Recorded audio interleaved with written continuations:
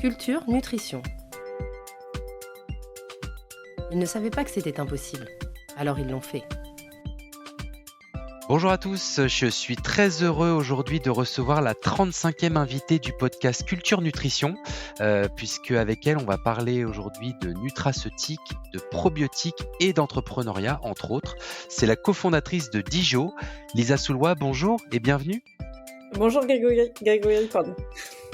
Écoute Lisa, je suis ravi de t'accueillir au sein du podcast puisque on va commencer par le commencement, à savoir si tu veux bien, Dijo, ça s'écrit D-I-J-O.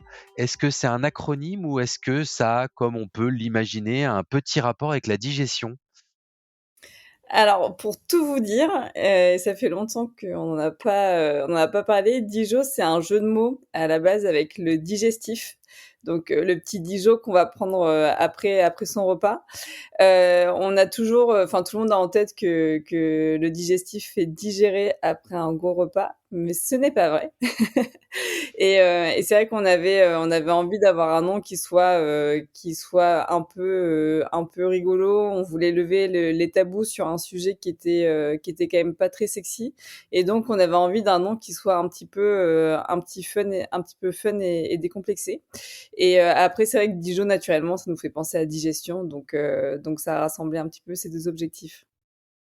Et du coup, c'est une marque qui est facile à mémoriser, très court, très graphique aussi, puisque on y reviendra un peu plus tard, mais vous avez beaucoup joué sur ce côté graphique dans l'identité de la marque, qui, je pense aujourd'hui, on peut le dire, est un joli succès sur le marché des compléments alimentaires de ces dernières années.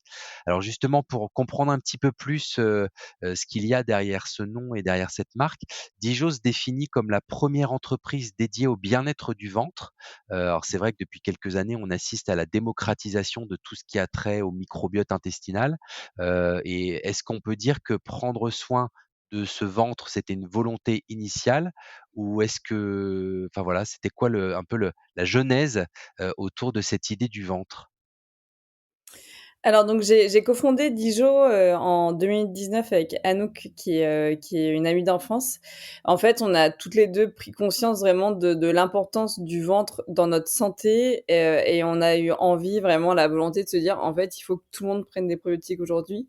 Et comment c'est arrivé? Donc on a 2 parcours, un peu différents, mais moi j'ai toujours, baigné dans tout ce qui est sport, bien-être. C'est une grande passion, chez moi, donc j'étais très sensible, à tout ce qui était complément alimentaire, et je prenais notamment des probiotiques dans mes phases de préparation marathon. Et Anouk, elle est tombée malade en fait en 2018. On lui a diagnostiqué la thyroïdite d'Hashimoto. Et donc à ce moment-là, on lui annonce qu'elle va devoir prendre un traitement toute sa vie. Et c'est en se tournant vers justement, des, solutions, naturelles qu'elle découvre les probiotiques, et que ça lui apporte dans ses différents symptômes. Parce qu'à l'époque, elle avait perdu beaucoup de poids, elle était extrêmement fatiguée, elle perdait ses cheveux et cetera. Enfin vraiment, son organisme lui montrait que ça n'allait pas.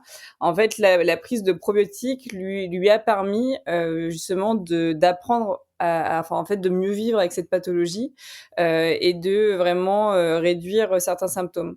Et donc pour elle, ça a été vraiment une révélation de comprendre que finalement, en prenant soin de son ventre, ça lui permettait de mieux vivre avec ce dérèglement de la thyroïde.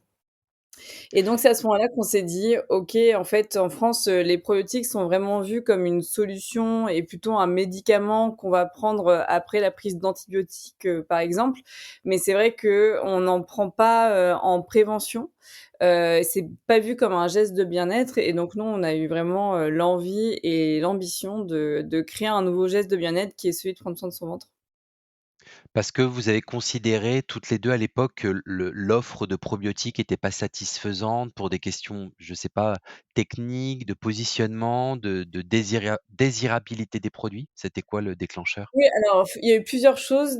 Déjà, j'en ai parlé un petit peu avant, mais il y avait, finalement la perception des probiotiques par la plupart, des Français, qui était, voilà, que les probiotiques, c'est quelque chose qu'on trouve en pharmacie, qu'on va prendre après la prise d'antibiotiques, mais que c'est pas un geste du quotidien. Et donc nous, on avait vraiment envie d'inscrire les probiotiques justement plutôt dans une optique de prévention, où en fait, comme tous les jours, on met de la crème sur sa peau pour prendre soin de sa peau, et ben là, en fait, on prend des probiotiques pour prendre soin de son ventre. Et pourquoi c'est important aujourd'hui et pourquoi en fait on n'en prenait pas avant, simplement que nos modes de vie ont extrêmement changé. Et aujourd'hui, il y a beaucoup de facteurs qui sont délétères pour nos microbiotes, donc qui vont appauvrir notre flore intestinale. Le premier facteur, c'est le stress, évidemment, et justement une alimentation qui est moins intéressante nutritivement, avec aussi beaucoup plus d'aliments transformés, et évidemment aussi la prise de médicaments et d'antibiotiques. Donc nous, on a eu vraiment envie justement de changer le rapport aux probiotiques pour vraiment en faire un geste de bien-être du quotidien. Et en effet, ce qu'on se trouvait en pharmacie en termes de formulation était vraiment pas très intéressant par rapport à ce qu'on pouvait voir dans d'autres pays.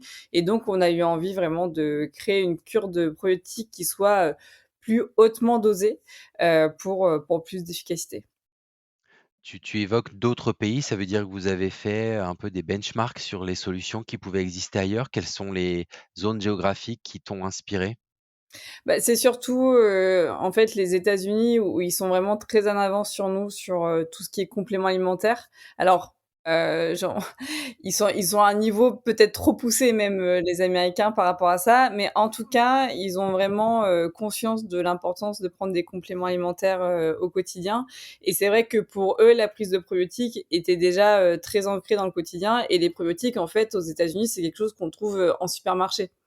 Donc nous, on a eu vraiment, en tout cas, au début, envie de sortir le produit de la pharmacie pour qu'il soit plutôt, alors nous, on commercialise en ligne, mais on a fait beaucoup de partenariats, par exemple avec des salles de sport, des salles de méditation, des coffee shops, pour que vraiment intégrer encore une fois les probiotiques dans le quotidien. Et là, effectivement, maintenant, on a l'ambition d'aller en pharmacie, parce que c'est vrai qu'en France, la pharmacie reste le lieu de confiance où on va chercher du conseil et des compléments alimentaires. Mais c'est vrai qu'au début, on voulait vraiment changer l'image et la perception que les gens avaient des probiotiques. Et comment vous êtes, formées sur ce secteur? Parce que je ne sais pas si vous étiez expertes toutes les 2, à la fois des compléments alimentaires et des probiotiques, du microbiote. Comment ça se passe pour acquérir des connaissances dans cet univers?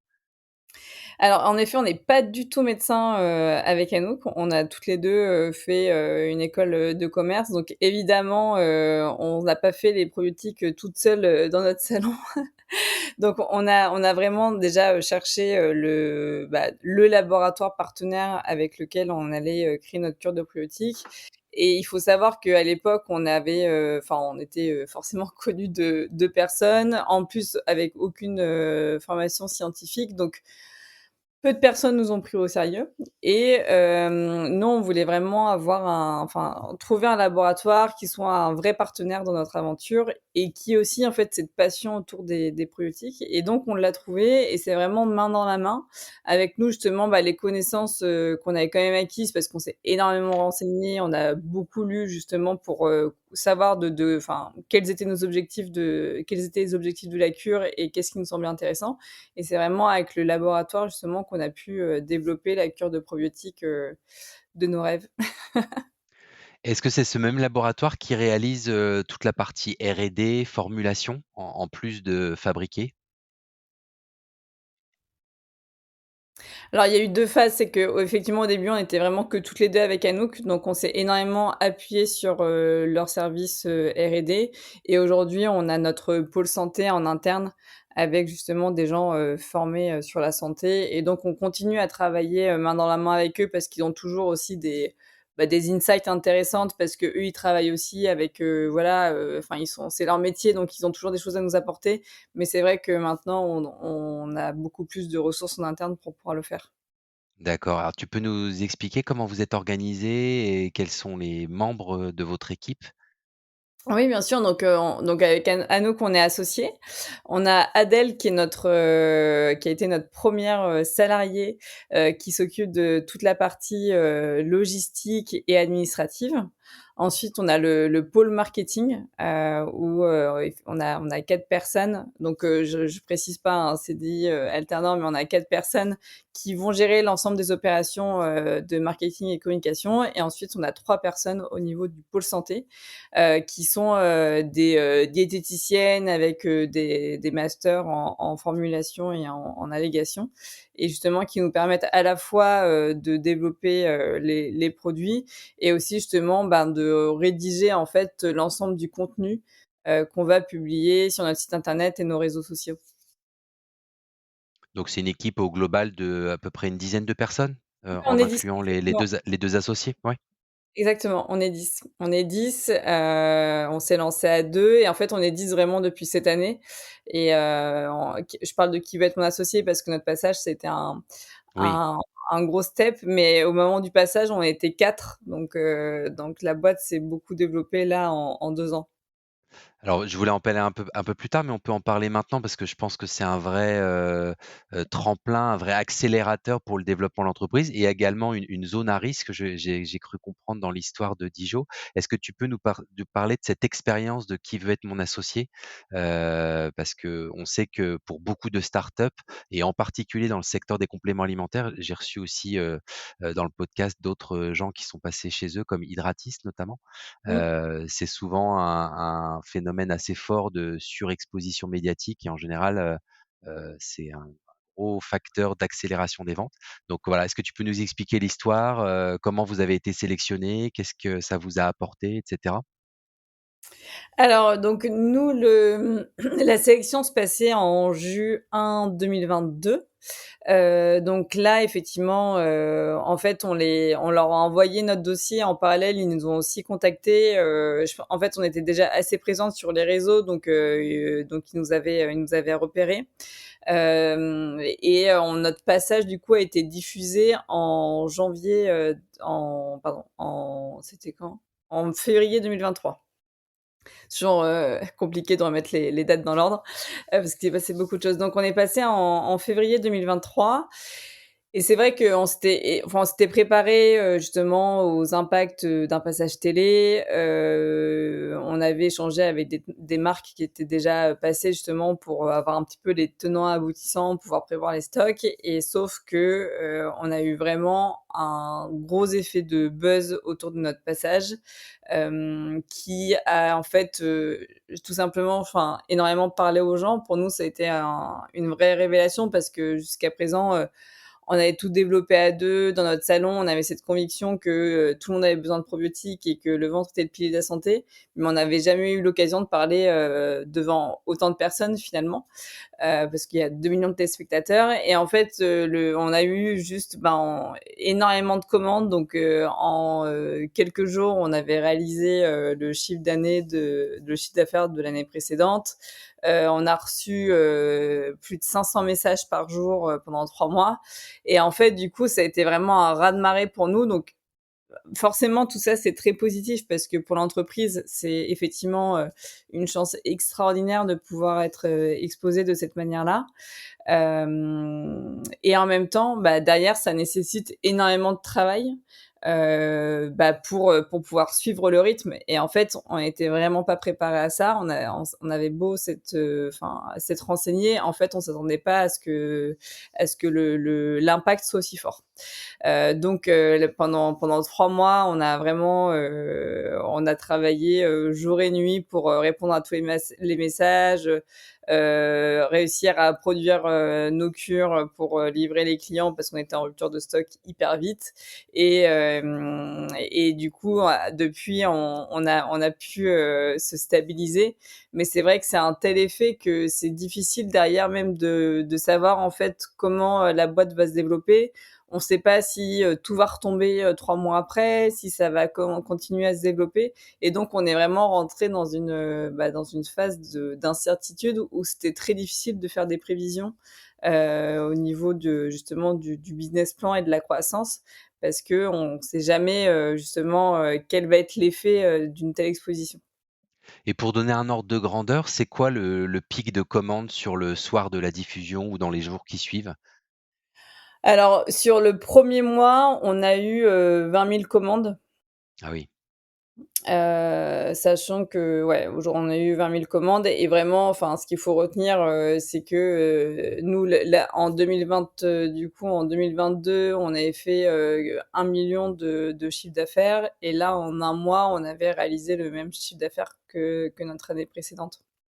Ouais, c'est-à-dire à peu près, enfin, si je calcule comme ça à la louche, 20 000 commandes avec un panier moyen à 50 € quoi. Oui, à peu près, à peu près. Mmh. Ouais, donc c'est une très belle opération d'un seul coup. Et donc cet afflux de chiffre d'affaires, est-ce que c'est ça qui fait que, vous n'avez pas forcément fait rentrer au capital, comme c'est la finalité de l'émission, l'un des investisseurs, présents sur le plateau de Qui veut être mon associé? Alors non, justement, alors pas du tout, ouais, je suis pas du tout revenue sur la partie, justement, passage dans l'émission, mais en fait, il faut savoir que nous, à ce moment-là, donc déjà, quand on rentre sur le plateau, vraiment tout le tournage et tout ce qu'on voit à la télé, c'est du direct, en fait, enfin, après, ils coupent, mais en fait, vraiment tout se passe directement sur le plateau. Nous, c'était la première fois qu'on parlait, devant les investisseurs. On avait, 50 caméras, fixées sur nous et donc il y a vraiment, une forte, enfin, on sent il y a beaucoup de stress, beaucoup d'émotions, quand pour nous parce qu'on a vraiment cette sensation de jouer un petit peu notre avenir. Heu, on décide de refuser à la fin, des négociations parce qu'en face de nous, donc on a eu 2 investisseurs qui nous ont proposé de rejoindre l'aventure et on ne sent pas en eux, une réelle motivation par la mission. Il y a une motivation financière parce qu'ils sont impressionnés par nos chiffres, mais il y a pas, de vraiment de conviction par notre mission. Et en fait, ça nous manque parce que bah, nous, ça fait plus de 2 ans qu'on fait tout à deux, qu'on a tout donné pour cette boîte. Et en fait, là, on a envie d'avoir des vrais partenaires qui soient prêts à partir à la guerre avec nous. Et ça, on le sent pas du tout. Et du coup, on décide de refuser. Mais au moment où on décide de refuser, on n'a aucune idée de ce que va donner notre passage, si ça va être une réussite ou pas. Donc en fait, et même d'ailleurs, quand on sort et on se dit: «OK, on a refusé», on se dit: «Mais en fait, si ça se trouve, ils vont jamais passer notre passage».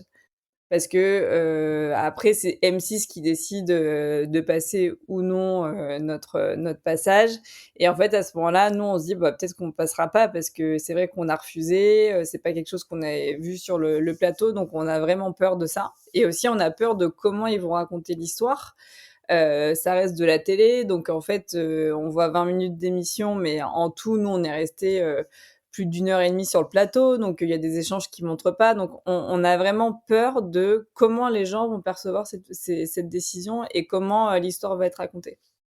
Et, euh, et donc c'est vrai qu'on a beaucoup pris la parole aussi pour expliquer notre choix après l'émission parce que c'était hyper important pour nous que les gens comprennent pourquoi on avait décidé finalement de ne pas lever de fonds. Donc le fait d'avoir refusé, c'est absolument pas justement en se disant bah c'est bon, on sait que la télé va nous apporter assez de visibilité. C'est simplement qu'on n'a pas été assez convaincus par les deux investisseurs qui nous ont proposé de rejoindre l'aventure. Et à contrario, on avait plutôt peur que cette décision nous porte préjudice plutôt qu'elle soit perçue positivement. Et ces 250 000 € des investisseurs que vous avez refusés, juste en sortant de l'émission, vous êtes allés les chercher ailleurs ou vous vous êtes débrouillés sans finalement?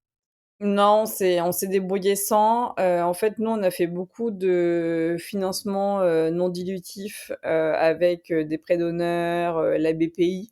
En fait, avec Anouk, dès le début, on a été approché par des fonds d'investissement. Et c'est vrai qu'il y a vraiment enfin, cette vision de la start-up où, en fait, pour réussir, il faut lever des fonds. Donc au début, ça nous a mis pas mal la pression et en fait, plus on avançait, plus on se rendait compte que la levée de fonds, ça correspondait pas forcément ni à notre vision, ni à nos personnalités. Dans le sens où on avait toujours géré la boîte un peu comme des bonnes mères de famille, où en fait, on faisait hyper attention à chaque euro dépensé. Donc certes, on allait sûrement, enfin, on va moins vite que certaines autres entreprises, mais on est sûr de ce qu'on fait et ça nous permet justement, ben, de toujours avoir une vision, de la rentabilité et d'être beau aussi enfin, de prendre moins de risques aussi parce qu'en fait, on est beaucoup plus enfin, on est, maître de nos dépenses, on fait hyper attention, justement à la rentabilité de chaque euro dépensé et c'est ce qui nous a permis d'être, rentables depuis, le premier jour. Donc c'est vrai qu'aujourd'hui la question, pourrait se poser, différemment parce que, on a trouvé notre marché, on sait mieux, où est-ce qu'on veut aller et donc effectivement, je pense qu'on saurait mieux gérer, une levée de fonds et l'investir de manière, efficace pour porter le développement de la boîte. Mais c'est vrai qu'on voit aussi beaucoup d'histoires où il y a des entreprises qui lèvent effectivement des fonds et au final, enfin, c'est bénéfique pour plein de raisons, mais ça peut être aussi dangereux parce qu'on se retrouve avec beaucoup d'argent, on ne sait pas forcément comment bien l'investir et donc on peut se retrouver finalement, même si on fait beaucoup de chiffre d'affaires, à jamais être rentable et 5 ans après devoir relever des fonds parce qu'on n'a toujours pas atteint, le seuil de rentabilité. Donc Mmh. nous, c'est vrai que c'était pas notre vision avec, Anouk, en fait, je crois qu'on avait besoin de prendre notre temps. On a toutes les 2 aussi vraiment grandi. On n'avait jamais monté de boîte avant, donc en fait, tout était une découverte pour nous et puis on avait besoin de faire, les choses vraiment étape par étape et donc cet argent-là, on est allé le chercher, d'autres manières, mais pas avec une levée de fonds. Mmh. Ça veut dire qu'aujourd'hui, vous êtes encore, détentrices de 100 du capital toutes les 2. Ouais, OK. exactement. À 50-50? Oui. D'accord. Alors justement, ça c'est une question, qu'on pose souvent, aux associés, quel que soit leur nombre, qui montent une boîte ensemble, et a fortiori quand vous êtes amis, ce qui était votre cas avant. Comment vous avez abordé la gestion de cette amitié dans un cadre entrepreneurial, avec ses côtés, parfois compliqués, les jours où ça va bien, les jours où ça va moins bien? Est-ce qu'il y a des tensions? Enfin voilà, comment vous gérez tout ça?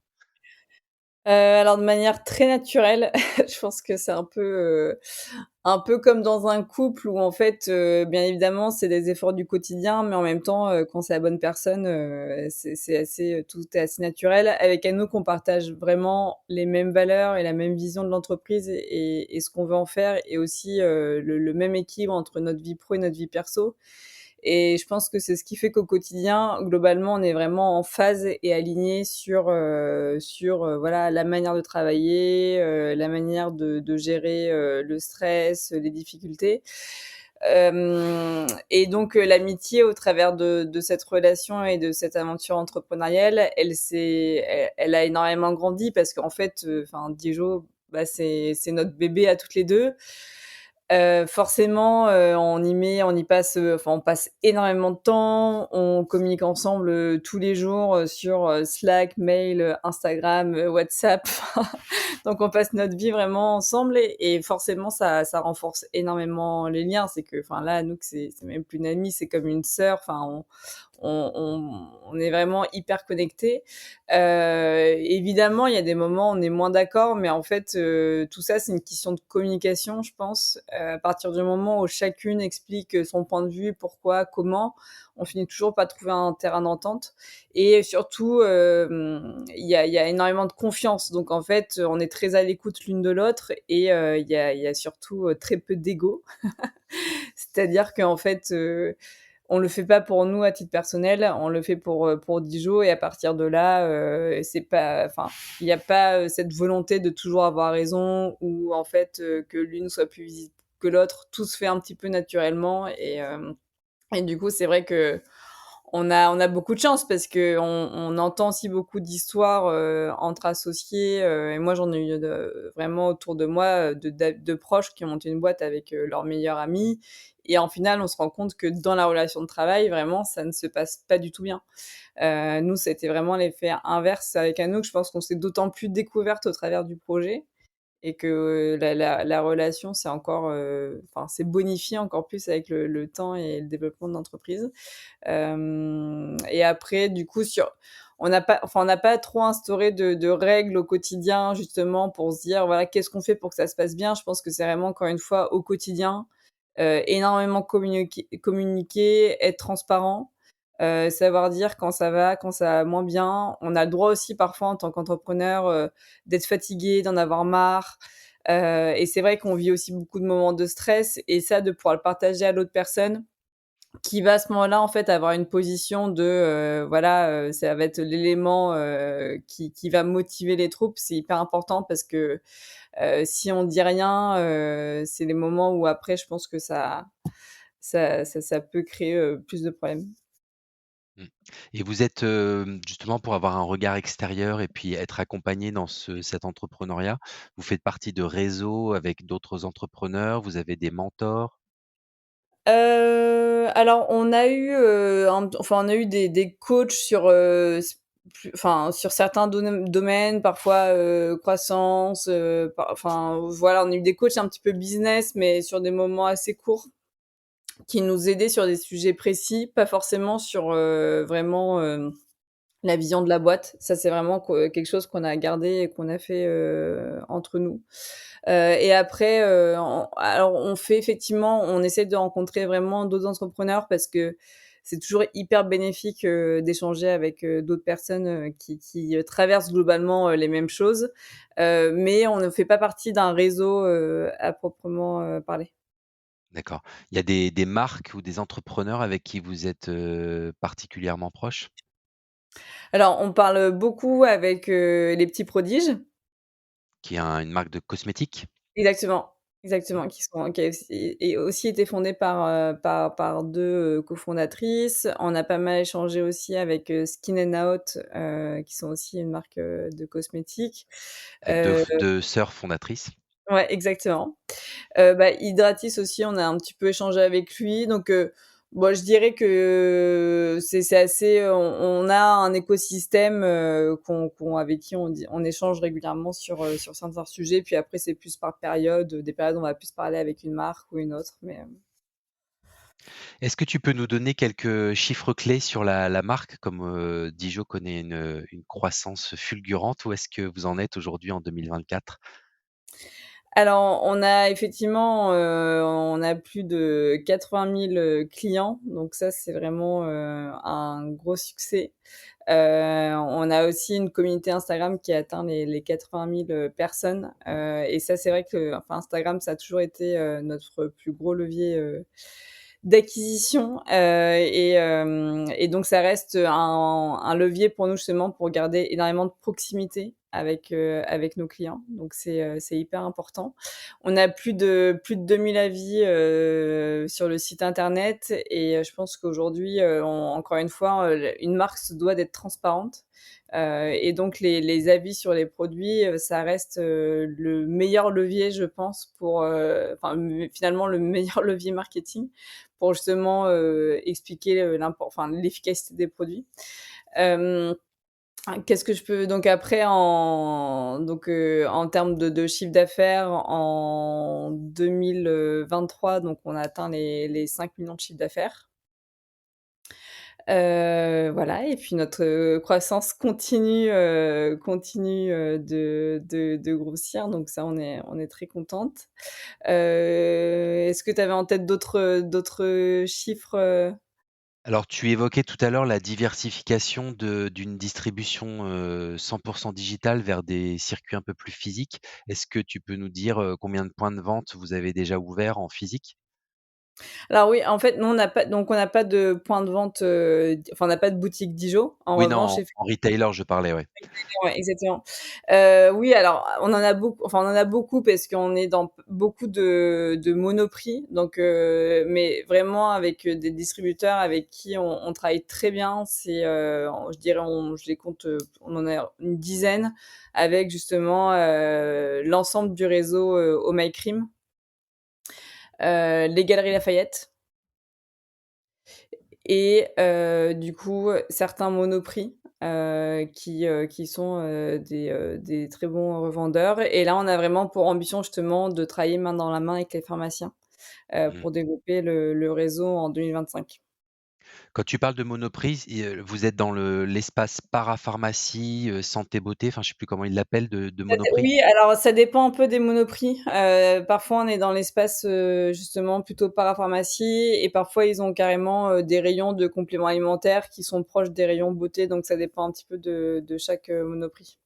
D'accord. Et alors je veux bien qu'on parle, quelques minutes de la partie pharmacie parce que ça, c'est un vrai enjeu stratégique pour énormément de marques, qu'on peut qualifier de DNVB, hein, de marques qui sont nées sur, le digital, les réseaux sociaux.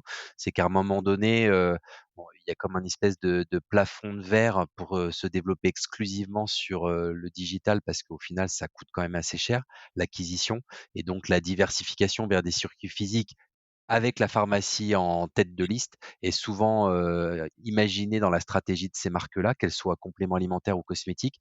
Vous en êtes où? Comment vous vous y prenez? Est-ce que vous commencez déjà à démarcher les pharmacies? Si oui, par vous-même, avec vos «petits bras» entre guillemets, ou est-ce que vous avez des partenaires, des prestataires qui, ont des commerciaux sur le terrain? Comment ça s'organise cette stratégie de la pharmacie?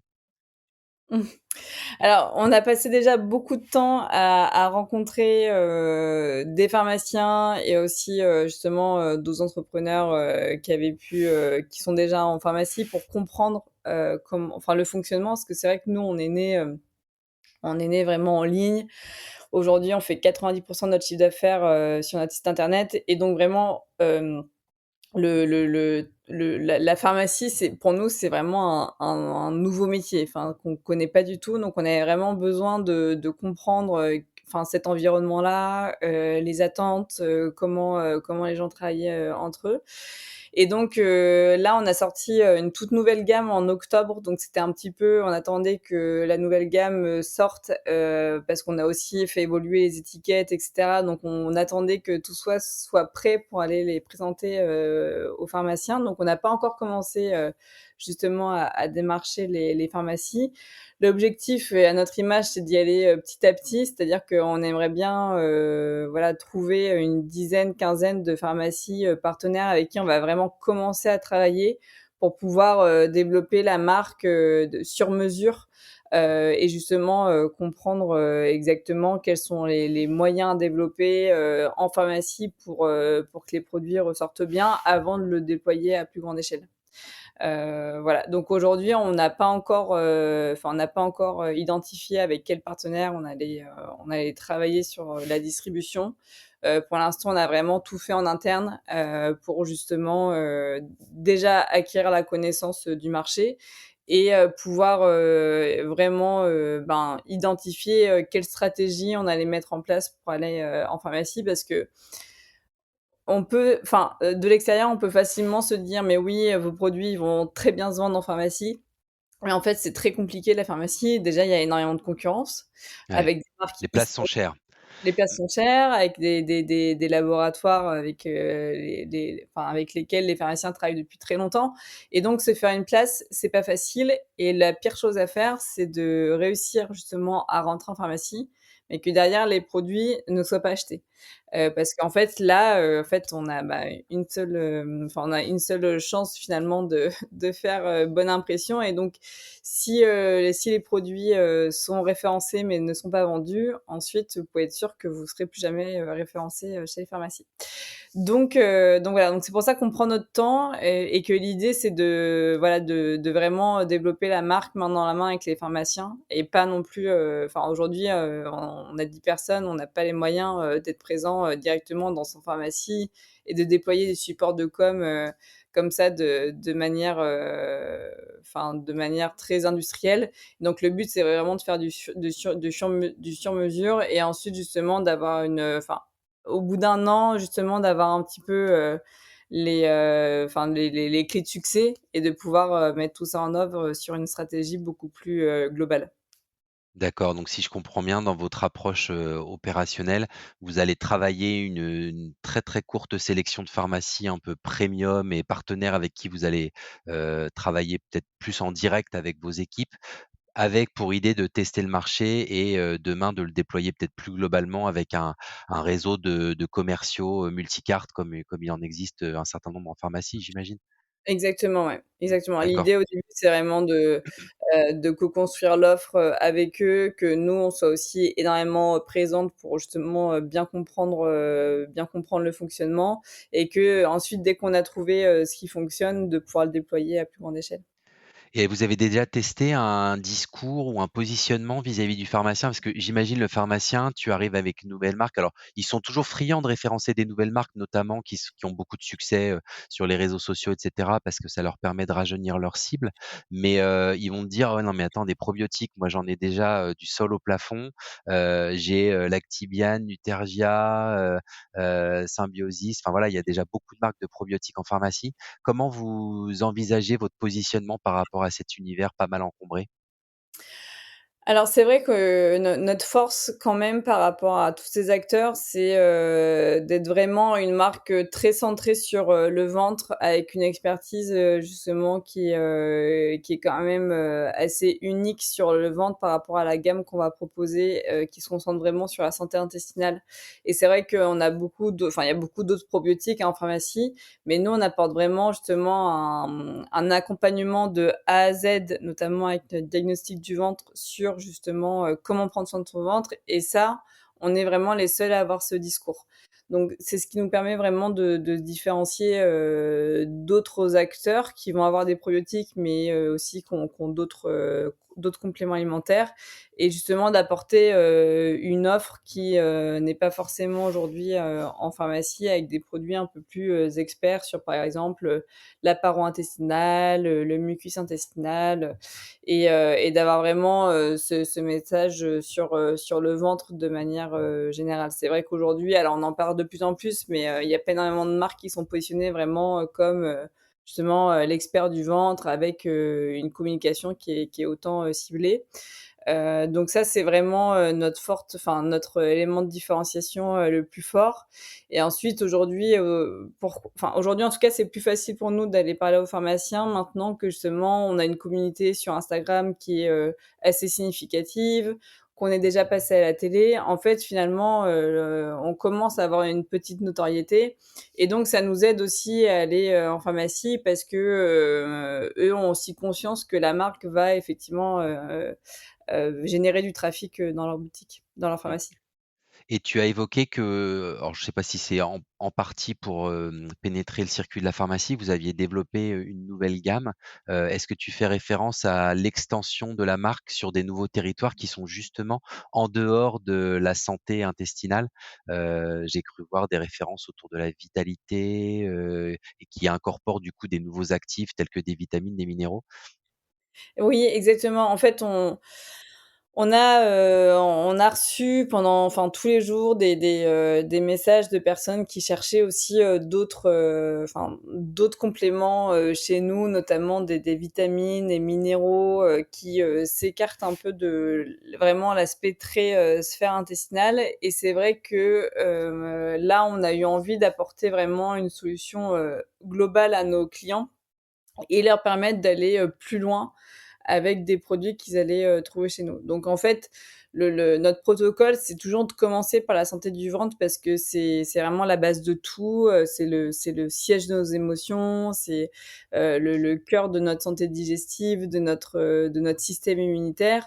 Mais c'est vrai que, une fois que l'intestin effectivement est en bonne santé, nos clients attendaient aussi des produits pour pouvoir cibler leurs objectifs de bien-être du moment, que ce soit justement, la peau, la vitalité, le stress.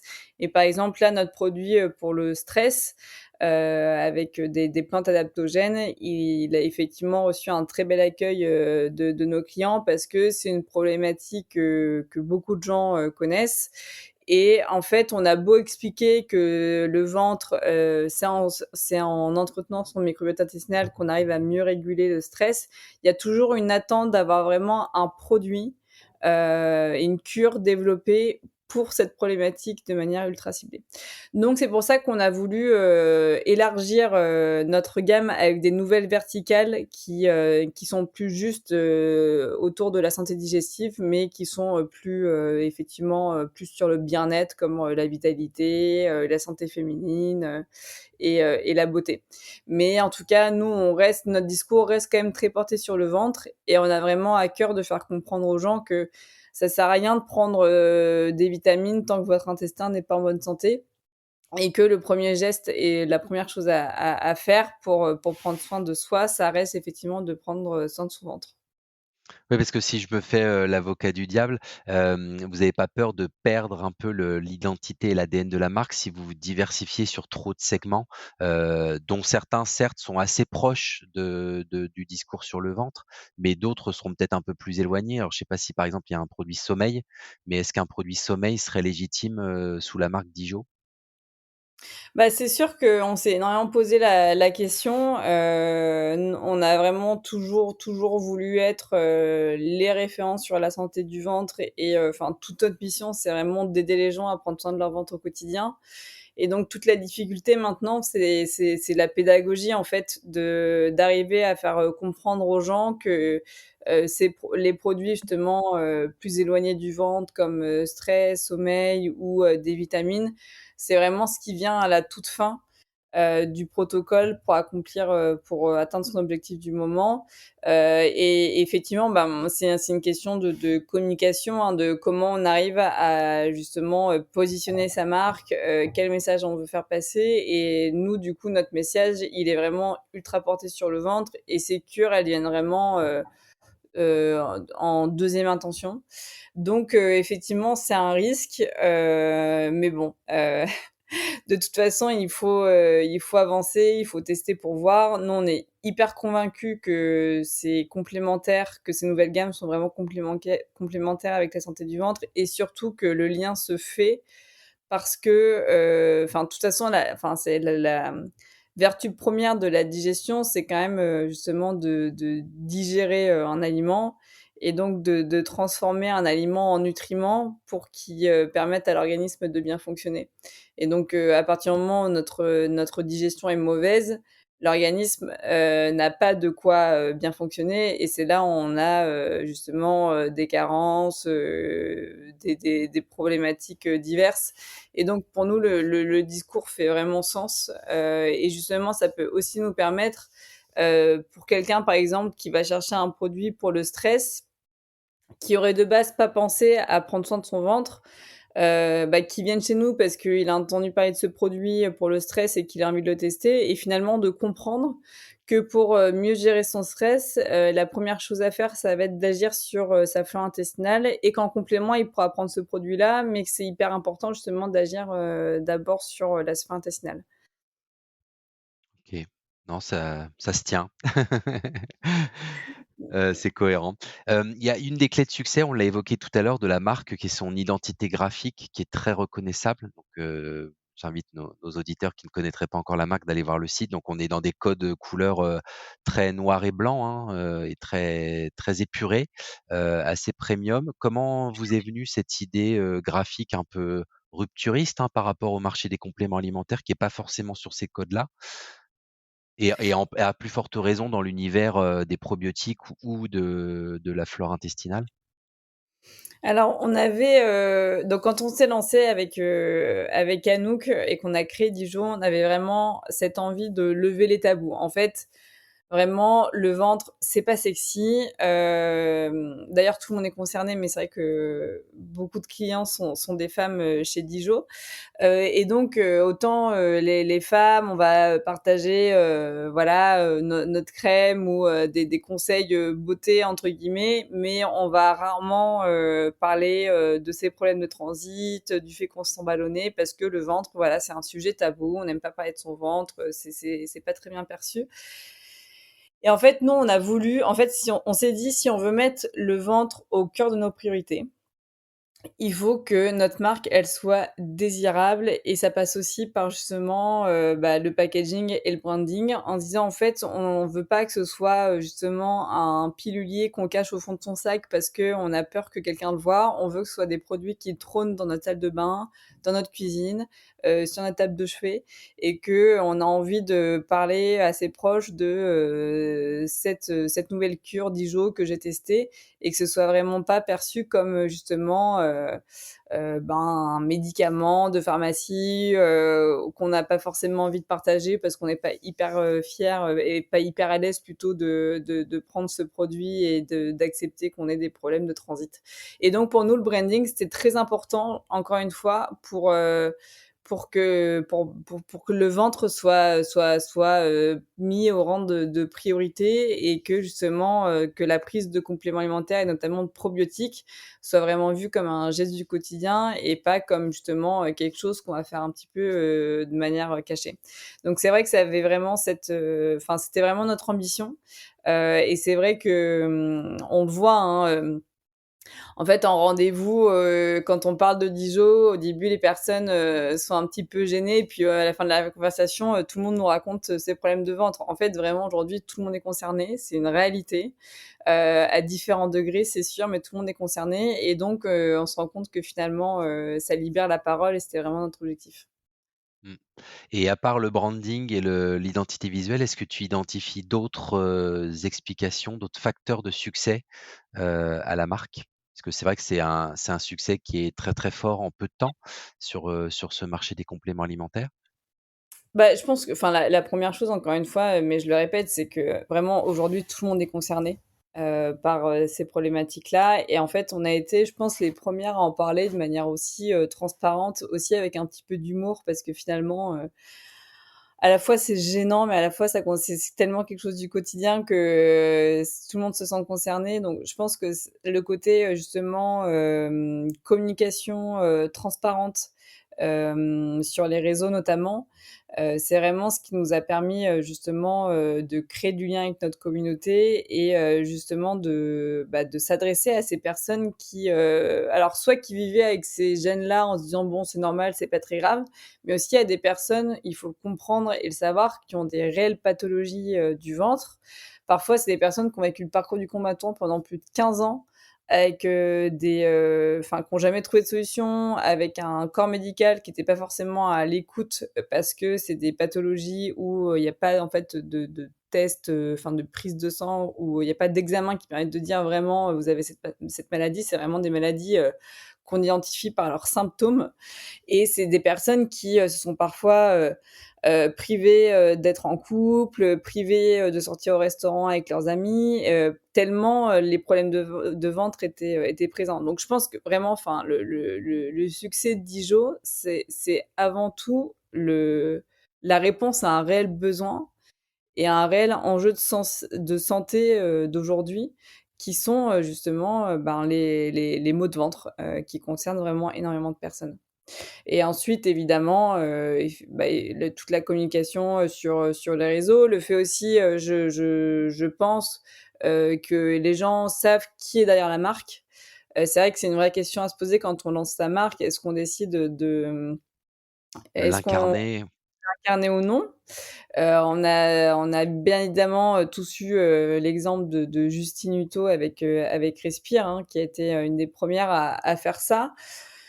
Nous, ça s'est fait de manière assez naturelle parce qu'en fait, on racontait l'histoire de Dijon et on sentait que les gens étaient beaucoup plus réceptifs quand on prenait la parole et quand ils nous voyaient. Et ça, c'est aussi, je pense, aujourd'hui un marqueur de confiance, justement, de voir les fondateurs parler voilà, de parler sur les réseaux, incarner la marque. Ça donne de la transparence et de la confiance envers la marque. Je pense que c'est vraiment ce qui a fait le succès de Dijon, ouais. Et on l'a vu d'ailleurs avec le passage dans Qui veut être mon associé. En fait, il y a le discours, effectivement, le sujet qui intéresse et qui fait que les gens vont y tester, mais il y a aussi l'humain. Qu'est-ce qu'ils vont humainement, les gens ont besoin de s'identifier et c'est comme ça qu'on touche en fait les émotions aussi. Mmh. Et si on fait un peu de prospective, où est-ce que tu imagines, la marque Dijon, dans quelques années, en 2030 par exemple? 2030. Alors, j'imagine Dijon, effectivement, dans toutes les pharmacies, en France. C'est vrai qu'on a vraiment, cette ambition d'être, la référence de la santé du ventre, en France et aussi à l'étranger. Aujourd'hui, on n'a pas du tout commencé le développement international et c'est aussi dans nos ambitions.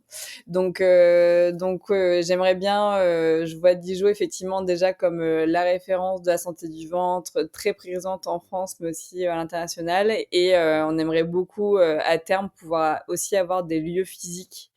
En fait, enfin, prendre soin de son ventre, ça reste, quelque chose de très, holistique finalement. Enfin, j'aime pas trop ce mot, mais en fait, il y a pas de gélule magique, ça passe par, l'alimentation, le sommeil, l'activité physique et donc d'avoir, vraiment, des lieux physiques où on peut, conseiller les gens de manière hyper personnalisée, mais aussi pouvoir avoir, une partie, food, une partie, salle de sport.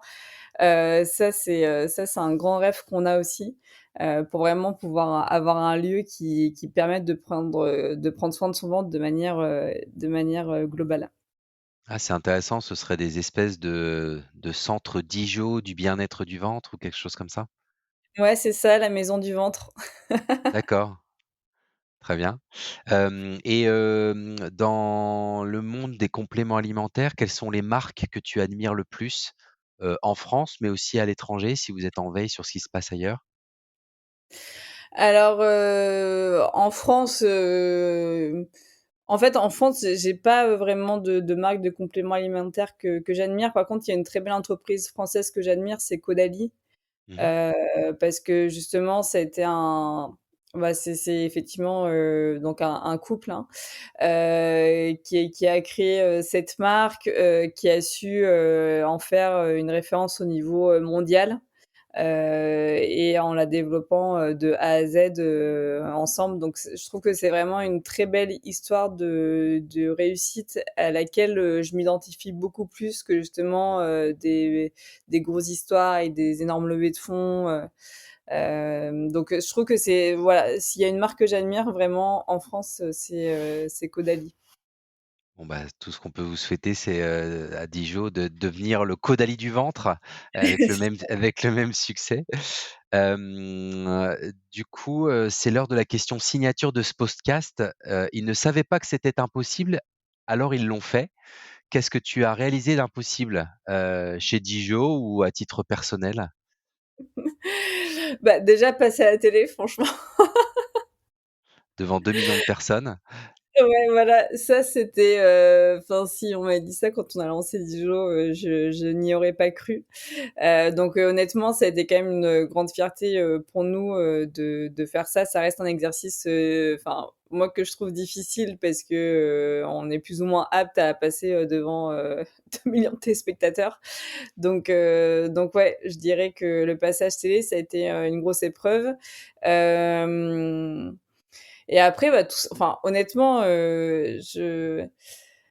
aujourd'hui, Dijo, savoir, la résonance qu'on a et justement le fait, d'avoir réussi à améliorer la vie, de plus de 80 000 personnes, c'est vraiment, une énorme réussite. On s'est lancé avec Anouk parce qu'on était passionnés et qu'on a eu vraiment cette idée, on avait envie de la développer, mais en même temps, on n'avait pas de business plan à 5 ans, ni à 2 ans d'ailleurs. On s'est juste dit: «OK, on a envie que tout le monde prenne des probiotiques autour de nous, donc on va faire la meilleure cure de probiotiques possible» et 5 ans après, on en est là et honnêtement, on s'attendait pas à un tel, une telle, c'est pas succès, je veux dire, mais un tel engouement autour de Dijon et donc c'est vraiment, enfin, on est vraiment très heureuse, de cette aventure. On espère, emmener la boîte encore plus loin pour encore une fois, aider les gens à se sentir mieux au quotidien. C'est vraiment, tous les jours quand on reçoit des messages de clients qui nous disent: «Vous avez changé ma vie», enfin, ça nous rappelle vraiment pourquoi on le fait. Parce que en fait, le ventre, encore une fois, c'est tellement important pour la santé. Il y a tellement de gens qui souffrent de ça au quotidien qu'on a vraiment envie de porter le message encore plus haut et plus fort pour apporter, plus de bien-être, à un maximum de personnes. Bah, très bien, c'est un très beau mot de la fin. Bah, écoute Lisa, merci beaucoup pour ton temps et puis pour, nous avoir expliqué toute la genèse de cette très belle marque qui s'appelle Dijo, et puis de nous avoir montré, et c'est ça que j'aime aussi grâce au podcast, hein, c'est de pouvoir montrer il est possible d'innover et de lancer des nouvelles marques sur un marché des compléments alimentaires qui en apparence est saturé sur plein de circuits de distribution. Là, et vous montrez avec ton associé Anouk que c'est possible de lancer une nouvelle marque dans la mesure où ça répond à un réel besoin qui est toute cette problématique autour du ventre, avec de la transparence, de l'incarnation, une vraie communauté engagée sur vos réseaux sociaux, convaincue par les produits et à qui vous rendez service, un branding de qualité tant dans l'identité que dans votre présence sur les réseaux sociaux et dans toutes les acquisitions. Vous êtes assez dynamique, puisque si vous allez faire un tour sur le Dijo, vous allez voir que vous allez être rapidement retargeté par pas mal de pubs sur à peu près tous vos devices et tous vos réseaux sociaux. Donc ouais, un vrai dynamisme marketing et commercial. Donc c'est très très sympa de ta part d'avoir pu participer au podcast et d'avoir partagé avec tous ceux qui s'intéressent à l'innovation dans le secteur nutraceutique ton expérience entrepreneuriale, encore jeune et récente, mais très prometteuse, je pense, pour la suite. Donc on va suivre l'évolution de Dijo avec beaucoup d'intérêt dans les prochains mois et prochaines années. Donc encore un grand merci à toi, Lisa, pour ton temps et pour ton partage d'expérience. Merci Grégory, c'était un grand plaisir de pouvoir échanger avec toi. Merci beaucoup, longue vie à Dijo, et puis comme à notre habitude, je vous rappelle qu'il est super important de partager cet épisode et les autres de Culture Nutrition, le podcast, autour de vous, dans vos réseaux professionnels et personnels, et puis de nous mettre des notes et des petits commentaires sur les différentes plateformes de streaming pour pouvoir nous faire connaître auprès d'un maximum de gens qui s'intéressent à l'innovation, à la nutrition et à l'entrepreneuriat. Merci à toutes et à tous, à très bientôt pour un nouvel épisode et très très bonne journée en attendant. À bientôt.